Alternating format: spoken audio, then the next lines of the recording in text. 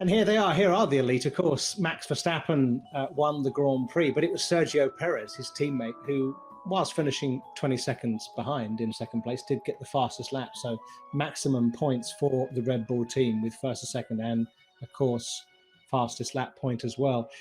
George Russell and Lewis Hamilton third and fourth for the Mercedes team, ahead of Pierre Gasly for AlphaTauri in fifth, Sebastian Vettel in sixth for Aston Martin, Fernando Alonso, we're going to talk about him in detail later, seventh, ahead of Daniel Ricciardo and Lando Norris for McLaren, and then Esteban Ocon in the second Alpine, rounding out the top 10. We've touched on the winners then, gentlemen. I think we need to talk about some losers, if we may. And I don't mean that in a nasty way, but those that, like Monaco, pole position for Charles Leclerc. He's had, of course, now 4 pole positions in a row, and he was on pole here last year in Azerbaijan. It's obviously a circuit he goes well at. How disappointed will he be feeling today, Alex? It's going to be tough for him for sure. But yeah, these sort of things, still a long way to go in the season. Hopefully he'll be able to bounce back.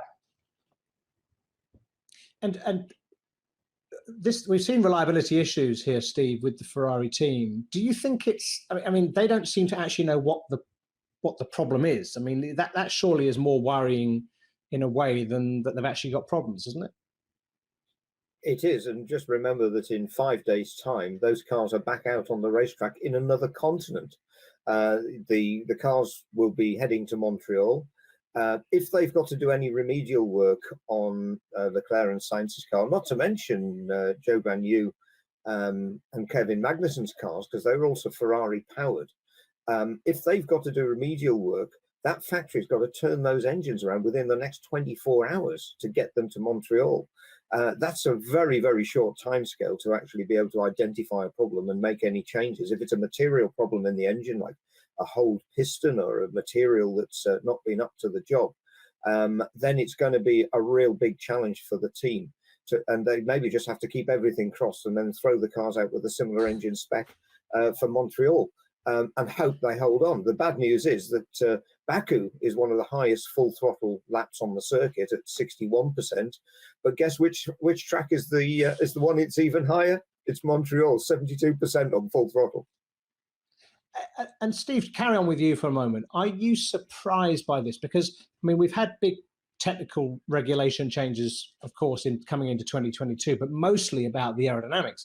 We're seeing technical errors with the Ferraris in particular. Is it a surprise? Yes, I mean, yes, and with respect to my good Italian friends, somebody coldly, cynically did say that Ferrari wanted to get back to their traditional Italian roots, and that includes reliability.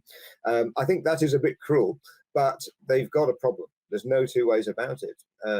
Matteo Benotti, of course, comes from an engine development background himself, so he'll know the depth of the problem that they'll have to handle. It's not. I don't think it's something they can expect to go away overnight, just like the Mercedes porpoising problem. These are things that are going to need some real serious effort and money throwing at. And of course, these are two of the teams that are subject to the most stringent areas of the budget cap as well. So it's going to be a real problem for Ferrari. It's obviously the reliability issue, of course. So you need to try and get on top of that. And like you said, Steve, big question mark whether they can. But also, you got to think about the competitiveness. The next 4 races are going to suit Red Bull to the T, and you have to say, okay, they brought that lower downforce package in Barcelona that kind of helped, but they're going to need something else because the next few races are going to be really, Red Bull sort of tracks. So if they can't bring on the development as well, that could put them out of the championship hunt as well. Before we move on from Ferrari, I want to put aside for a second the technical difficulties they faced and question that pit stop on lap 10. Charles Leclerc came in. He was the first to pit, as we saw earlier on our recap. Came in on the mediums, changed to the hards when his teammate had that mechanical failure. Alex, was that, putting aside the mechanical problems, was that an error by Ferrari? Coming into the pit stops?